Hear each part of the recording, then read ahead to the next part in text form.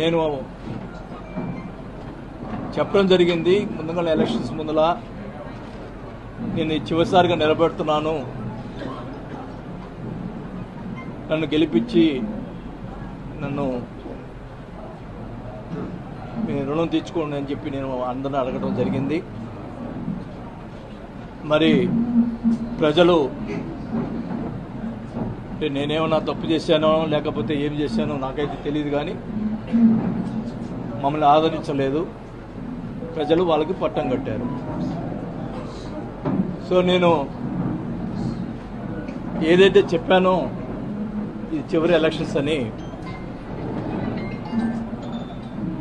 నేను ఆ రోజే కౌంటింగ్ రోజే సాయంత్రం వల్ల మధ్యాహ్నం నుంచే బాధ వేసి నేను ఊరు వెళ్ళటం జరిగింది.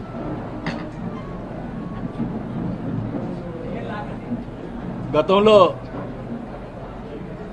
మేము ఎప్పుడు ఎన్నిసార్లు 5 సార్లు ఎలక్షన్స్ గెలిచిన తర్వాత ఎప్పుడు కూడా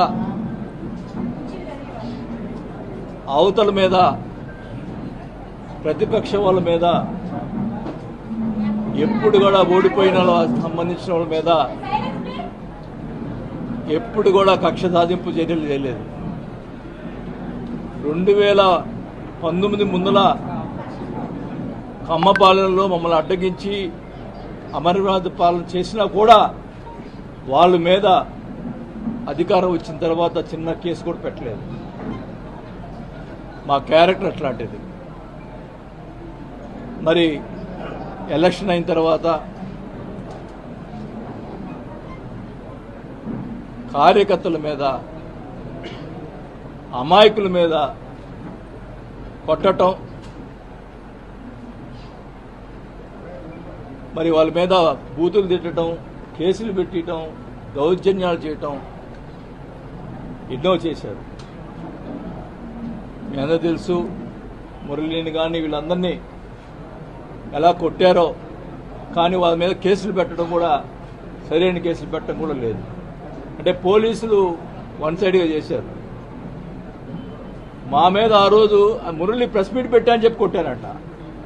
నేను అధికారంలో ఉన్నప్పుడు, మంత్రిగా ఉన్నప్పుడు కూడా బోల్డ్ మంది ప్రెస్ మీట్లు పెట్టారు. టీడీపీ వాళ్ళు ఇష్టం వచ్చినట్టు మాట్లాడారు. అంటే ఇప్పుడు వాళ్ళు ఇష్టం మాట్లాడినప్పుడు మేము కూడా ఆ రోజు చర్యలు తీసుకుంటే ఏమయ్యేవాళ్ళు? మాకు చేత కాకనా? అంటే ఏంటి మీ ఉద్దేశం? ఈ రకంగా చేయటం మంచి పద్ధతి కాదు.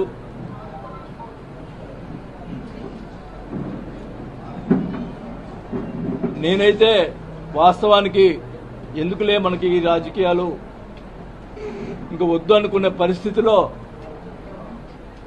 మీరే నన్ను మళ్ళా తీసుకొచ్చారు రాజకీయాలకి. ఈ ప్రతిపక్ష వాళ్ళని కూడా ఈ సభాముఖంగా తెలియజేసుకుంటా ఉన్నా. నేను వదిలిపెట్టను ఒంగోలుని. ఖచ్చితంగా